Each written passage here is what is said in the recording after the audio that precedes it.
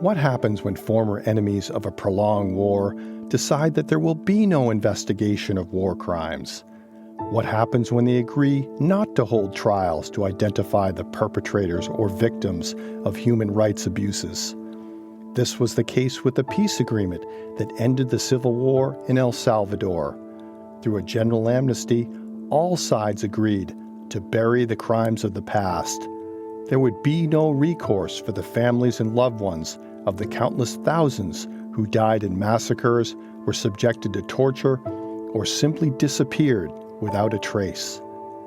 But is it ever really possible to turn the page without any form of reckoning with the past? The unprecedented outpouring of personal accounts and testimonials from the former combatants that followed the war suggests that Salvadorians still need to tell their story. What do these stories tell us about the war and those who fought it? What insights do we gain that may have been hidden during the fighting? Do these memories of the past offer hope for a lasting peace?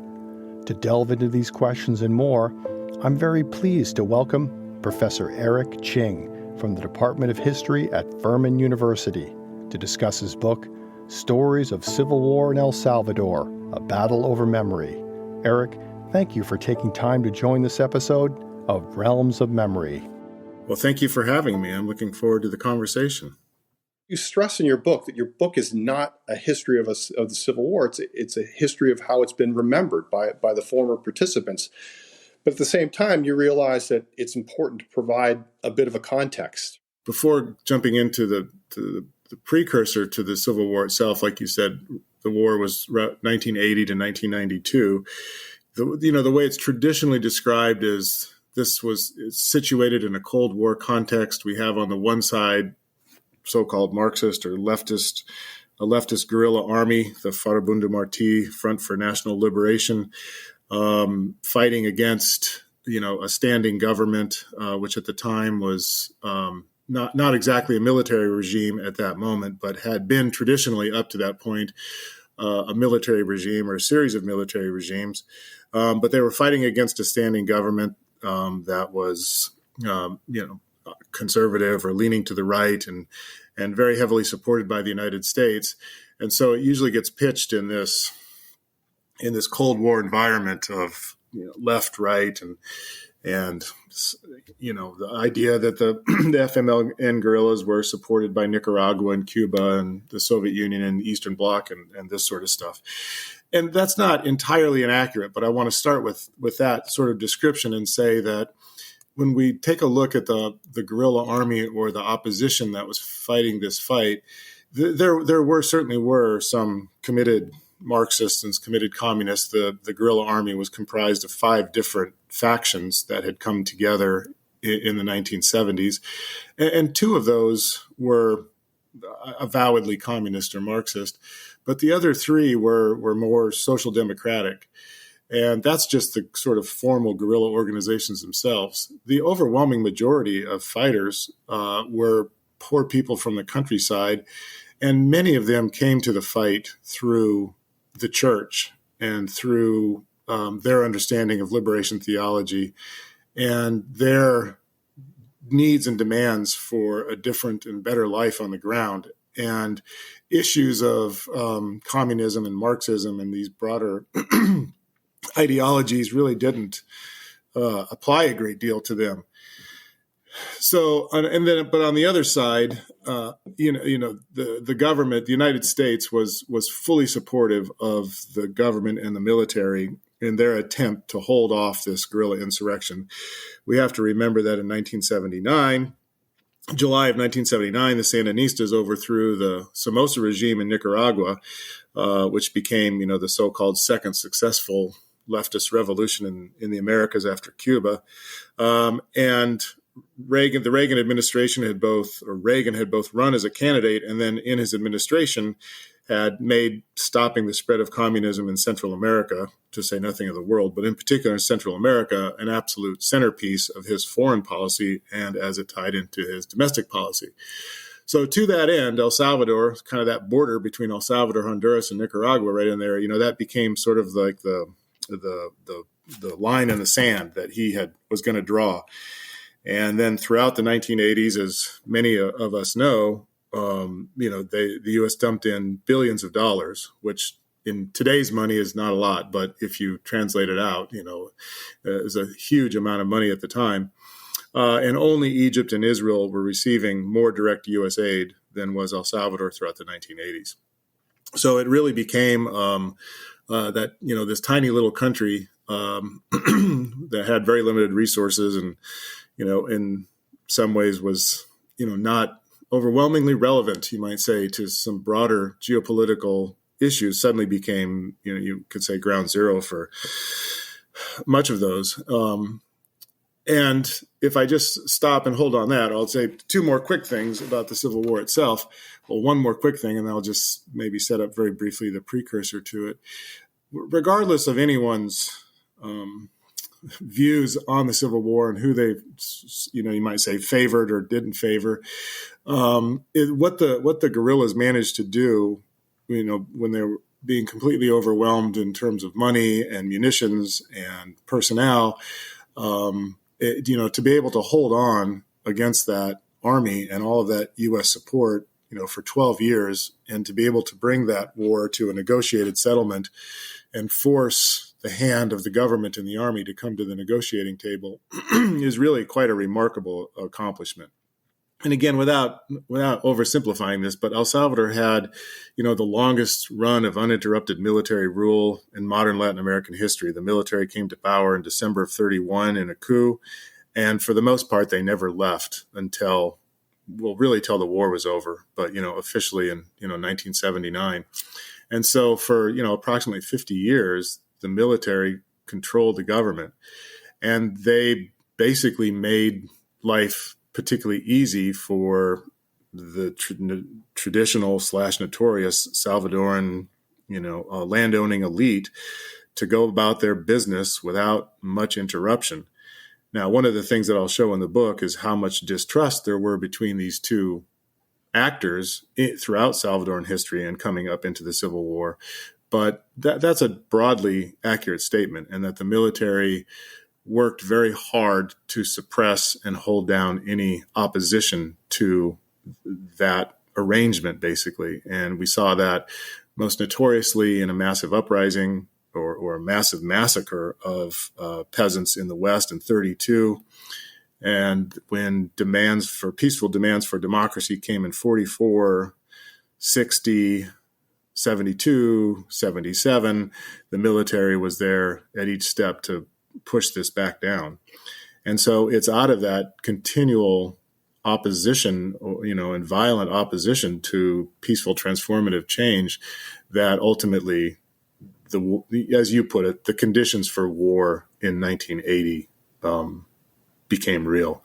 And by that time, the military and its paramilitary allies, which we sometimes call death squads, they were killing 1,000 people a month coming into the early 1980s.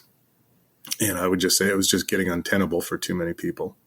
So you have this conflict that unfolds, and at the end of it, how would you describe post-Civil War El Salvador?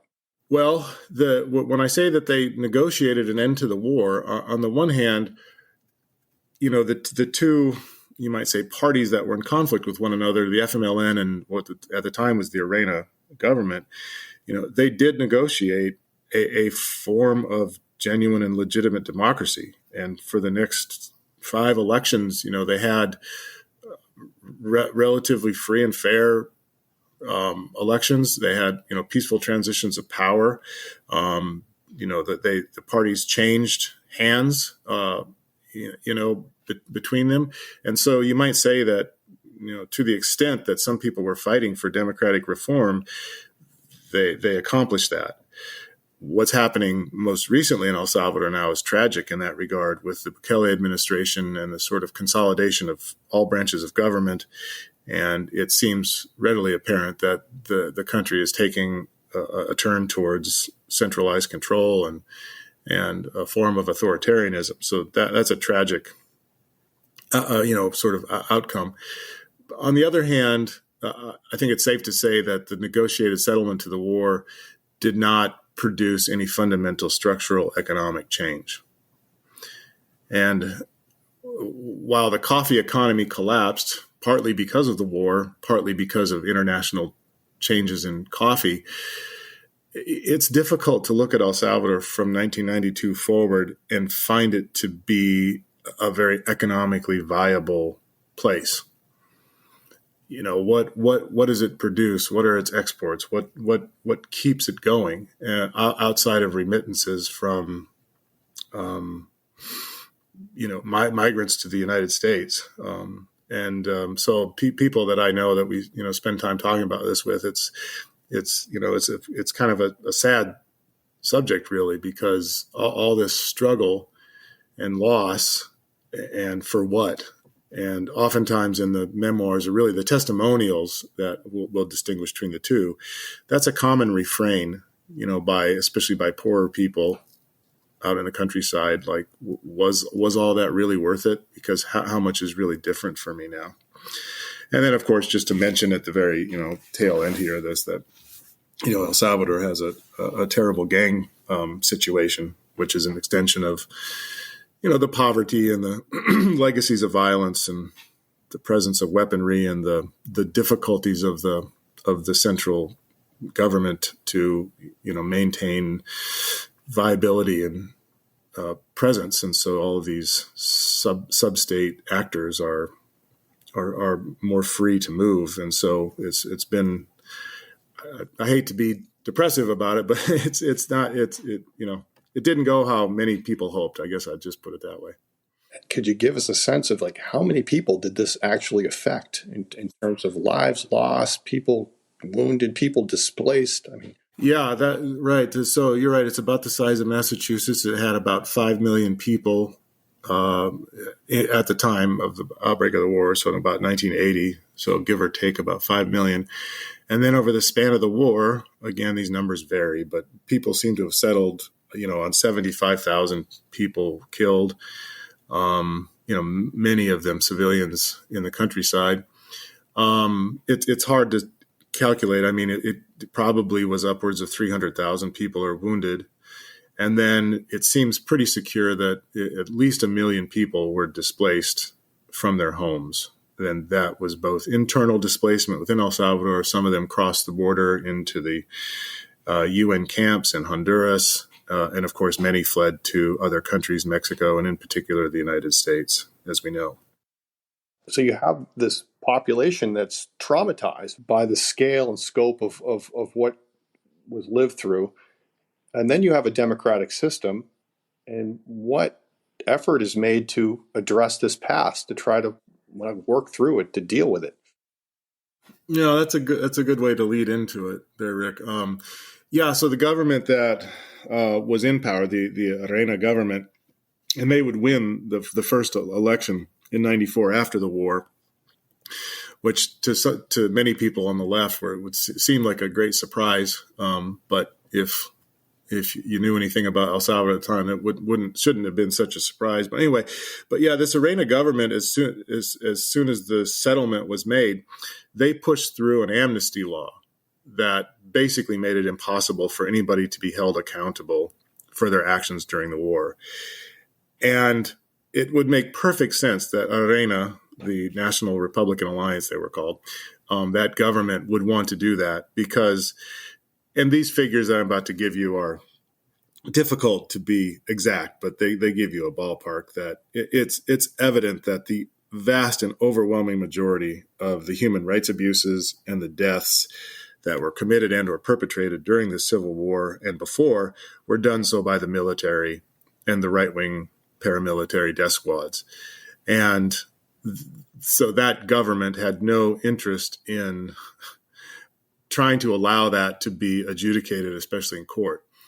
On the other hand, some people say that the guerrilla leadership was at least willing to go along with that because if they really did start to get down to brass tacks and details, of course it was a war and they're going to find things that the guerrillas did. They admitting to have assassinated some mayors in controlled territory and maybe a few other things. And so it was kind of a bargain that they were willing to make, even though the responsibility of the opposition to these human rights abuses was, negligible by comparison. But yeah, so the amnesty law went through, and that was it. And until that amnesty law was undone here in 2016, I believe, 2015 or 2016, actually, just as my book was first coming out, none of this could be handled in El Salvador. None of this could be adjudicated. And it was only when some of the main perpetrators ended up in the United States and did things like lied on their immigration forms that allowed lawyers and plaintiffs under certain legal codes to go after them in the United States. And so that's how some of those court cases came up. There were a couple, 2 or 3, and in particular that one in 2015 in Massachusetts that resulted in the conviction. Now, shortly after that, they did undo the amnesty law in El Salvador, and the case of one of the most notorious massacres of peasants by one of these rapid action battalions in El Salvador in December of 81, called the El Mozote massacre, that was begun to be adjudicated after the amnesty law was lifted. And that was going on here now for the last 4 or 5 years. But then the current administration, the Bukele government, wanted to shut this down, presumably because he needs the military. And he forced the retirement of the judge in that case. And so that has gotten shut down. And so it seems like the potential adjudication of these affairs within El Salvador is not going to go forward. So that's an unfortunate turn of events. But you get to the point, which is legally, officially, in court environments, you might say, this civil war was not going to be adjudicated. And that's why, that brings us full and center to the nature of my book, which was, but it was going to be tried in the court of public opinion, meaning people were going to talk about it and they were going to share their stories. And so this public space through memoir and testimonial became arguably the single most robust environment in which people discussed and remembered the war. So on the one hand, there's this unwillingness to really look into this for the reasons that you mentioned. But at the same time, it's this exceptional space where you have all these possibilities to talk about the past. Yeah, well, and like you say, in a democratic space. So, I mean, before the Civil War and during the Civil War, it could be scary. It could be dangerous to speak publicly about some of these issues, to talk politics, for example. But after the war, that environment changed, and so the public arena, the public sphere, I guess, if you want to use that official term for it, became a place where this could be dialogued about. Just on a personal note, I was curious, how did you run across these narratives? What was your introduction to this? Yes, I think that's a good lead into it, because I had been working on other projects on El Salvador prior to this with very different sources. So you might say more traditional archival sources. And a project just preceding this, a co-author and I had worked a lot with interviews. But that was from really the 1960s and around a massive educational reform in 1968 that in some ways was a precursor to the war, but we need not go into that. But been working with those kinds of sources. And in the process of doing that work, I suddenly, began to stumble across this kind of outpouring of memoir and autobiography, and also testimonial. And we can distinguish between those two in just a second. But that basically, I discovered that Salvadorans were putting their life stories into the public arena in the form of published books, in the form of interviews online, in various newspapers, but, in particular, in what you might call formal or traditional memoirs and autobiographies. And it just became this kind of flood that, of as each year went on after 1992, the amount of words that people were sharing publicly specifically about the Civil War and their life up to it and during it, was just growing exponentially. And all of a sudden I realized that this was kind of the place where much of the memories of the war were being established. There were others, public parks, museums, these types of things, of course, but this really seemed to me to be like the main area. And what I think is interesting about that is that prior to the Civil War, it's difficult to find memoirs or autobiographies. It just wasn't part of the Salvadoran, I don't want to call it even literary community, because that's not exactly what this was, but people just did not write about or share their personal stories. It didn't exist, basically. And so to be working in El Salvador as an academic at the time, and then to see this growing mass of public expression of personal life and personal story, was just suddenly, it began to trigger in me that there's something here that needs to be done. So when it's in reading through these accounts that you eventually identify 4 different groups. I call them memory communities, is what the term that I use. And I use that term because the point being that I tried to not assume that there was going to be any groupings, you might say, or that they would necessarily fall into particular categories. And I found that through the process of reading all these, that these 4 different narratives began to emerge as constant and consistent, and saying almost, very much the same thing from one life story to the next, and that they were kind of falling into, you might say, into their own groups. And so that's where I came up, with this notion of these are memory communities. These are people who are, for some reason or another, sharing the same narrative about what happened and about who they were within it. And who are these groups? Who are the 4 groups? Yeah, I name them as the civilian elites, military officers, guerrilla commanders or comandantes, and then the 4th group I call rank and file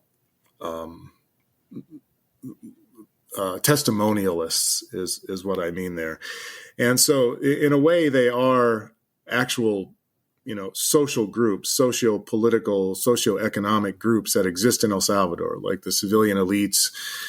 They're people who are civilians and have wealth and power, and the military officers are former military officers, and the guerrilla commanders are former guerrilla commanders. But again, the point being is that I didn't necessarily assume that these folks were going to be part of common memory communities. They sort of emerged in the process of reading these. And so they are socio-economic, socio-political people in El Salvador, but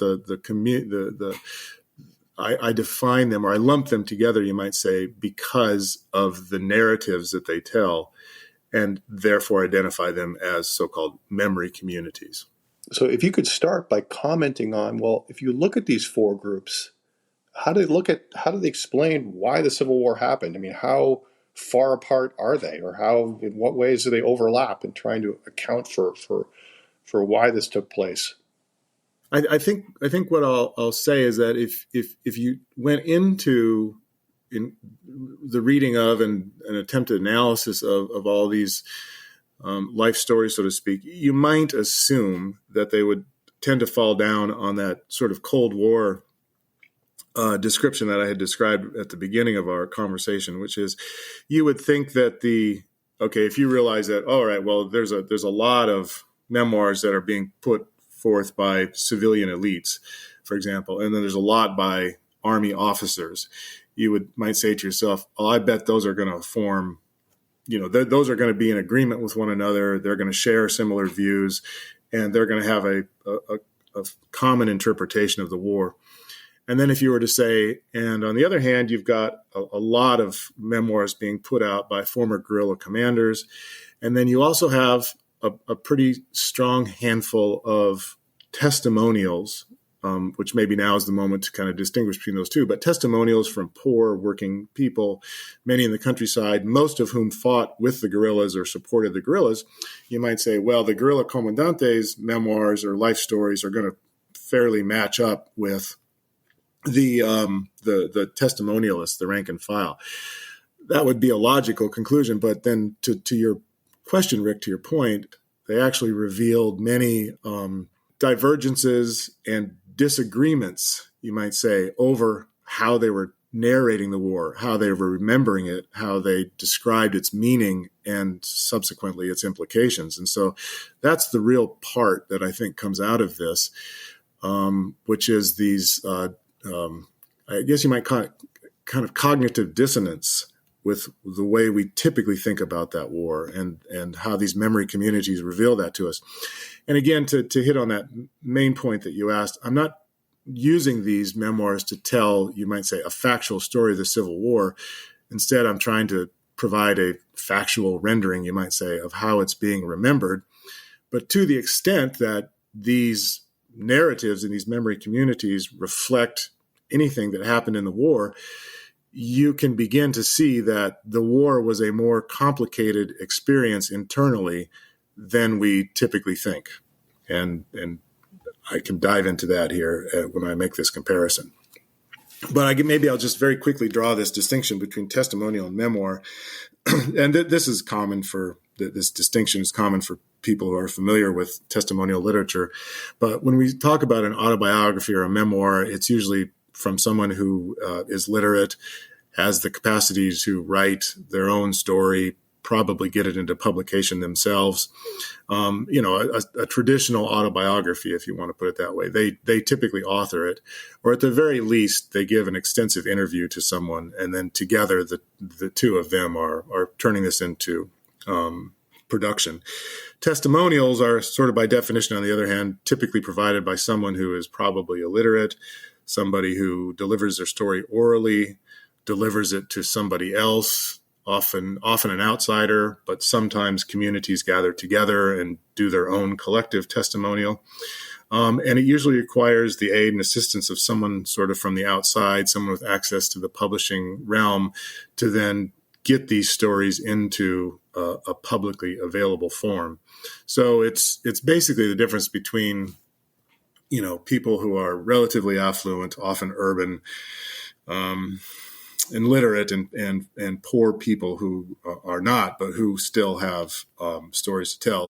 But I mean, is it fair to say, if you're looking at these different accounts, that everybody's arguing that their hand was forced, that it's a decision was one of self-defense?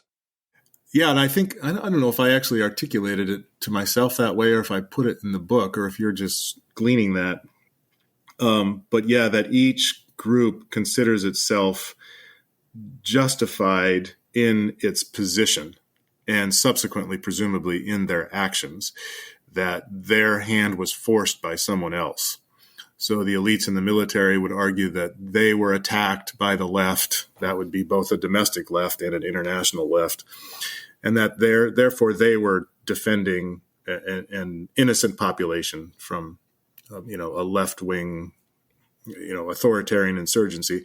And on the other hand, both the guerrilla commanders and the rank and file fighters, again, most of whom that we have sources for were supporters of the guerrillas, would argue that they had been under assault for decades and that it had only gotten worse in the late 70s. And therefore, when they took up arms, you could call it an offensive move, but it was ultimately, in their mind, a defensive struggle for life or death. But yeah, maybe if I were just to mention a couple of these really, what I think to be these sort of interesting things that stand out of these narratives, if we just take the civilian elites as an example there. So, they were basically heavily supported by the Army and heavily supported by the United States in the war effort. But when you look at the way they narrate themselves and their story, they're extremely distrustful of military officers. And they consider them to be too willing to engage in things like the idea of land reform. They're too willing to consider, hindrances on the market, the free market, in order to maintain sort of a collective stability in the country. And they essentially talk very negatively and remember in very negative terms both the military officers and their supposed ally in the United States. And they found, the United States too willing, especially like during the Alliance for Progress, to come in and meddle in El Salvador's economic affairs. And they essentially, their narrative, of course, it rejects the left and rejects that popular change, but their narrative focuses down on an opposition to the military and to the United States. And when you read their memoirs, you would, it's amazing the extent to which they don't even talk about the military fighting the war. Yeah, that was hard to grasp when you mentioned that. You mentioned they discussed their own paramilitary participation, but not the military. Correct. They discussed in kind of veiled terms, but it clear to anybody who knows what's going on, that it was essentially their paramilitaries. I mean, what we would otherwise call death squads that they financially supported. It was their paramilitaries combined with the political action or the formation of political parties like Arena, that's what won the war, or that's what fought the war essentially. And 12 years of combat between the guerrillas and the army doesn't even show up in these elites' memoirs. And that really stood out to me. So, I mean, do you see any kind of crossfire between these different accounts? Because you would think that if you're in the military camp and you got a hold of one of those civilian elite accounts, you'd be outraged. Well, exactly. And then, so the next thing, you go into the military memoirs, and it's exactly what you're saying. It's not as if they're reading these civilian elite memoirs and reacting to it. They're just telling their own story. Like I said before, there doesn't seem to be like an intentional back and forth. They don't seem to be even reading one another's things for the most part. But when these military officers settle in and say, okay, well, what's my interpretation of the war? And, of course, it's all about either battles with the guerrillas and how we saved the country. And in particular, they frequently would disparage the United States for essentially similarly meddling in their affairs, trying to control them from a human rights perspective, trying to control what they couldn't do based upon the funding that they were going to provide for them. And so, the United States comes out looking, the supposed ally during the war comes out in both of these narrative groups as an interfering meddler. Sure, we'll welcome your money. Sure, we welcome you as a international opponent to communism and as a stalwart against the Soviet Union. But when your presence is here in El Salvador, frankly, it's not very welcome, amongst us. And so that's something that stood out for me. But then, the military memoirs are very explicit about how they believe that obviously to them, to the left and opposition and, people demanding reformist change are a problem for them. But they really describe the civilian elites and their intransigence, their unwillingness to reform, their just constant and steadfast refusal to listen to these calls for change. The military sees that as a foundational problem in the country. And so, again, like you say, these two narratives as to like, well, why did this war happen? How might it have been avoided? These stand in contrast to one another. And yet we've always traditionally saw these two groups as, two sides of the same coin. And then when you talk about the rank and file, they're the one group that kind of is separate from the other three. Well, yeah, and I think that, right, if we kind of do just a quick comparison between the guerrilla commanders and the rank and file, like you say, by far and away, the guerrilla commanders have put out the most volume of stuff. It seems like they're very anxious to get out there and establish their story establish themselves as leaders. Maybe for some of them with the hope of political careers or whatever after the war.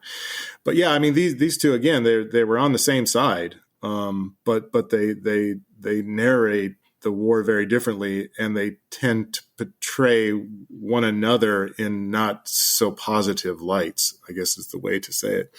But I think, Rick, something that you mentioned before, I'll come back to, which I think was one of the more interesting aspects of this, that the fundamental and overarching, I think, cornerstone of the guerrilla commanders' narratives is that, and it came up again and again and again and again, it's just recurrent, is that each of them describe the process of awakening that they went through, that they had to figure out, or to put it differently, many of them come from relatively middle class, lower middle class, urban environments, and most of them describe their childhood and growing up in very positive terms.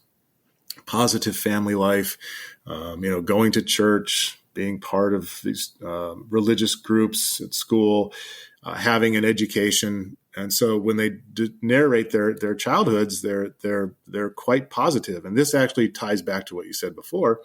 That's very much like what the elites do too. The elites have what you called, or what I called in the book, a golden era in El Salvador, when life was good, things were calm and steady, people could make money like my parents, or I could make money, and this was a golden moment, and then somebody came along and ruined it.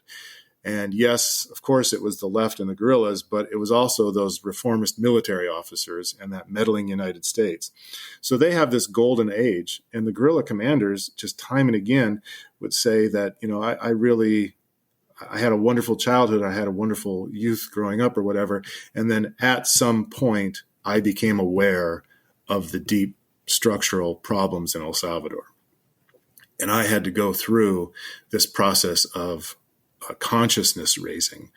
And that process of consciousness raising led me to become politicized. And as I became politicized, I eventually became militant, as it became clear that there was going to be no peaceful process for change. That's the basic premise of these guerrilla memoirs, kind of over and over again.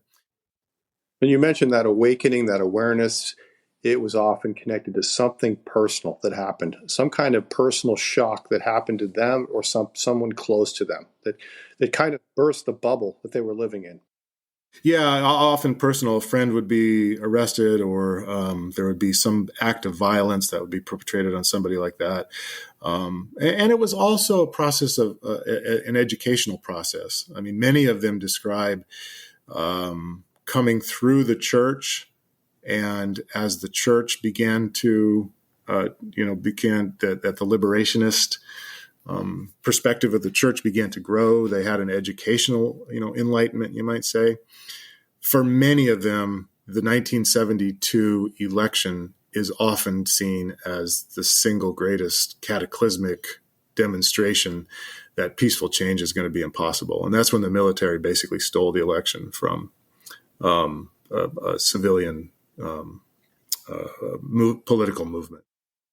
But if I can make that the connection that you had said before between the guerrilla commanders and then their rank and file, what stands out so clear for the rank and file is that almost to the last of their testimonial stories, the word consciousness raising or anything like that's like the guerrillas does not exist. Instead, they describe that the war essentially came to them, or the war was forced upon them. And so their participation in the war, you might say, in their description, comes out of this, essentially this act of self-defense and survival. Like they clearly had a politicized understanding of it, or would come to acquire it as they would describe it. But it stands in stark contrast to the way that the guerrilla commanders would be.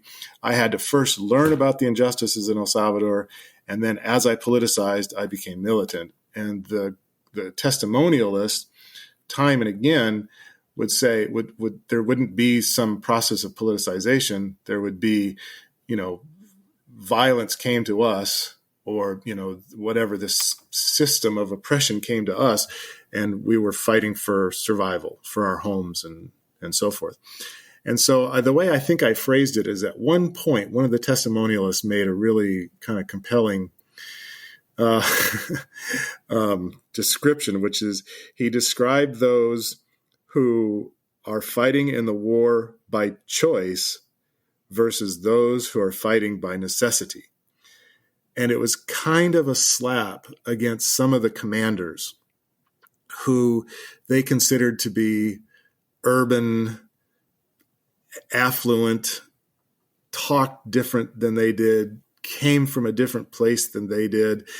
And while they were clearly committed to the war and to the war effort, at some point, one of them sort of made this distinction between them and us. And to go back to the thing that you said about the military and the elites, this is the kind of thing that was non-existent during the war, that this internal divide between the guerrilla organizations and the guerrilla leadership and the rank and file who were fighting and supporting underneath them. And what comes out in the memoirs is that there was either a lot more tension there at the time that we didn't know about, but at the very least, it's being remembered that way afterwards. Yeah. And I think, if you're asking that, I know I'm jumping around here, the question of, well, this isn't an objective history. These are just different communities that remember this past in their own way.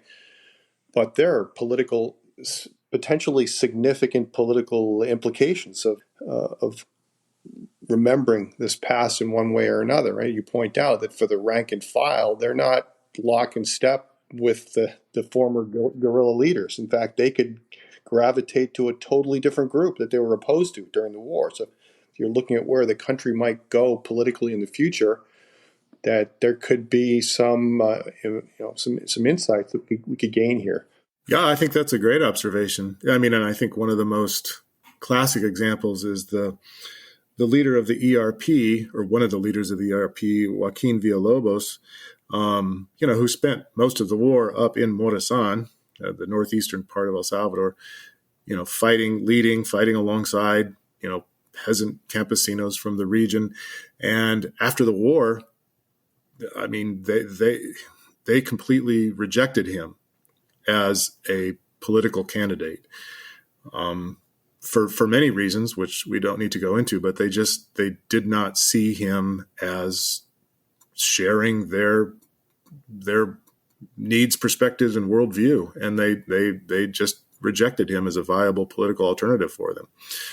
So I think that speaks for exactly to what you're saying there, is that when you read these memoirs, and testimonials, you see this narrative discord, and it could go a long ways towards explaining that. So one of the points you make as well is that there are omissions in most of these accounts. Right? There's a lot of censoring or editing out of things that intentionally aren't going to cast one group or the other in the light they'd like to be cast. So is that something you could comment on? Like, what gets left out by each group, or is there one group that tends to be more open and honest in talking about what happened? Well, I think that if we just kind of run through them quickly, I mean, the civilian elites are rather honest, is by far too much of a strong word. They at least are willing to say, we had to take matters into our own hands because we couldn't trust the military in the U.S. And so that's those veiled references to death squads and to paramilitary action is in there. But we know in hindsight how terrible and widespread that was. And that's not, they don't engage in that at all. And just the terrible violence and torture and abuse that they perpetrated. And as for the military, of course, they're leaving out, they perpetrated scorched earth policies through some of these guerrilla-controlled territories, especially at the beginning of the war, and perpetrated multiple massacres of civilians. El Mozote being just one of the most well known. That was 1,000 people were killed in a weekend. They don't address that, of course. Or if they do, it would be described as, well, we had a military firefight and there was some minor collateral damage while we were, defending the country from the guerrillas or something like that. As for the guerrilla commanders, they have a lot less to account for, but certainly one of the things that has now been documented and that they leave out is some of the internal purges that they went through. And one of the organizations, the FPL, had a particular problem with this in the latter half of the 1980s. Where many hundreds, and maybe even 1,000, people that were their supporters essentially were either killed, arrested, or, either or, out of fear of that they were sympathizing with the enemy. And then, so I guess to answer your question, I find that the testimonialists, the rank and file, to be, to have the least to hide, and to, in that way, kind of to be the most honest. That's the impression that I got, that I took away, that they were the ones, they didn't need to fabricate an elaborate narrative to explain how they ended up in the conflict, right? They lived the system, and their hand was forced, and they seemed to be the most willing to talk about not just what they were subjected to, but what they perpetrated. Yeah, I think that's the way it comes across. Yep, and in that regard. I mean, does that make you hopeful? I mean, to me, you could look at that and say, well, that's the bulk of the population, and if they're willing to look at the past in an open and honest way, maybe there's some promise that the country can actually deal with some of these things that maybe the elites are reluctant to talk about. I think that's a great observation. Yeah, I really do.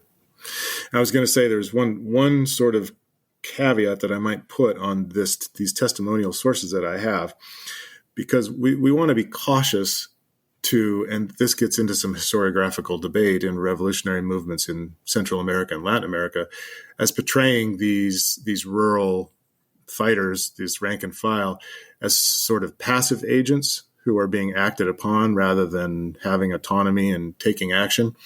And it's very clear from from various levels of research that there had been a long-standing, you might say, mobilization amongst the peasantry out there over issues of justice, economic justice, political justice, and social justice. And in that process, I think many of them might have described how going through a certain kind of awakening, especially as a consequence of their encounter with the Liberationist Church. So I think what's interesting is that the testimonials that are available to me, that I scoured and looked for every one of them, they tend to come from a particular subset of the population, and that is, rural, poor peasants who are writing their memoir from the perspective of not necessarily years of mobilization in the 1970s, but rather they got into the war in the 1980s without necessarily their choice to do so. So I say that because it might be a kind of peculiar subset of that subaltern voice, you might say, and that elsewhere and in different places or at some time, maybe that other voice is going to come through. So if you look at how each of these groups assesses the conflict, how far apart are they? I think that's like I said, a good way to describe it, because I think that when you ask, and I conclude each of these separate chapters or groups kind of with that question, which is probably what's inspiring it.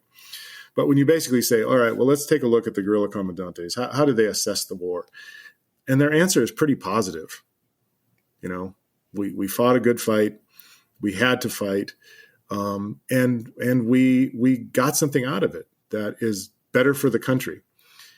And, oh, by the way, we're also going to be the new leaders of the FMLN political party. And so, of course, we're going to say that the war effort was worth it, that we got gains out of it, and that we should continue to build upon that legacy as we move forward as a political party. So their assessment is like pretty positive. The testimonialists, the rank and file, not so much. They're pretty explicit about, was any of this really worth it? Because I really don't see my life having fundamentally changed. Like I got into the war, again, maybe not much by choice, but however it is that I got into this war, I was fighting for either survival, but ultimately for in the end, for structural change. And that hasn't happened. So in that way, you could take that next step and say, our leaders have let us down, because they're talking about how much progress we made, but I'm not feeling that here directly. Then the military elite, or the civilian elites, they're of a little bit more mixed mind about it. They sort of see the positives and negatives. They certainly acknowledge that they have been given, the opportunity for some degree of free reign once again, but they're pretty pessimistic about the current structure of the country. And as they compare it back to what they call that golden age back in the 1950s and early 60s, before the meddling Army officers and the meddling United States came around, they don't see the post-war environment quite in those rosy terms. Then they tend to speak about, the violence and about the chaos and the instability that doesn't give them that notion of the freedom of movement and space and control that they once enjoyed. Years after the end of the Civil War in El Salvador, the fight continues to rage through the memoirs and testimonials of the former combatants. The outpouring of these personal accounts demonstrates the need and desire of Salvadorians to confront the past. Cloistered in their own respective memory communities, there is little opportunity for the kind of dialogue that might build trust between these important segments of Salvadorian society. As Eric Ching makes abundantly clear, these accounts are replete with sentiments of distrust and suspicion. There is still little desire to shed light on the crimes of the past, and much pessimism remains about the outcome of the war. With El Salvador's recent turn towards authoritarian rule, the prospects for a peaceful resolution to the nation's unfinished memory wars look increasingly bleak. I would like to thank Eric Ching for sharing his time and thoughts with me. I would also like to thank the Google El Salvador Studies Working Group for the very helpful suggestions on additional resources on the Civil War in El Salvador. I've included links to these resources on the podcast website page devoted to this episode. Next month, we'll turn to the memory of the Franco regime and the Civil War in Spain. We'll hear from University of California Irvine professor Nicole Iturragia about how the use of forensic science has helped open the door to this difficult past. If you've enjoyed this episode, please tell a friend and review us on your favorite podcast app. I'm your host, Rick Dadarian. Thanks again for listening to Realms of Memory.